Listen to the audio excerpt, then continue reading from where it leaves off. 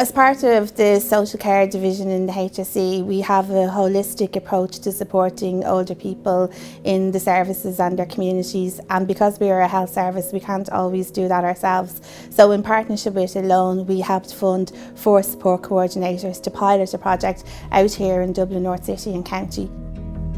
The aim of the project going forward is that by the end of 2019 we'd like to have this project rolled out nationally around the country so that everybody would have access to support coordination. What the project has done is made sure that befriending volunteers are available to all older people who need it in the area, and 30% of all the referrals we're getting is older people ringing themselves looking for support.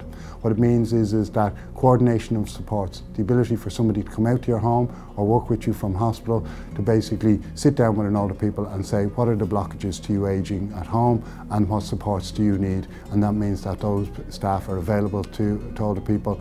And on top of that is what it meant for the community is that there's people available that can link all the services together, and also on top of that is that there's technology available to the older people and to their friends and family.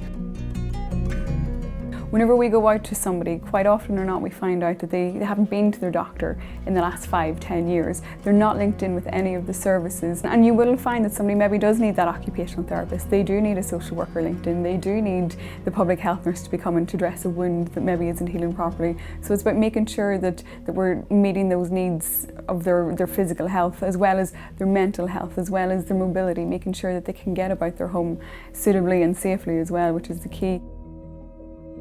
The success of the programme has been down to the comprehensive communication strategy that was put in place to ensure that our population were aware that this programme exists. There has been over 500 referrals to the programme so far, and referrals have been made from professionals such as GPs, social workers in our hospital system, and even the older person themselves.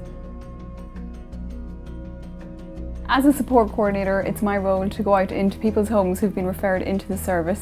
I complete a full holistic person-centred assessment of their needs, and basically we put in a support plan once we find out what the problems are to try and solve a few of the issues with the older person.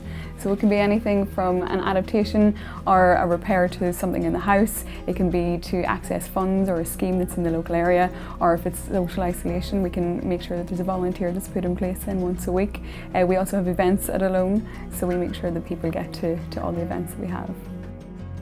Oh, it's a big difference having someone coming to me. You know, just to keep me company, like, you know, and that. It's great to have somebody's face coming in the door to you. You know.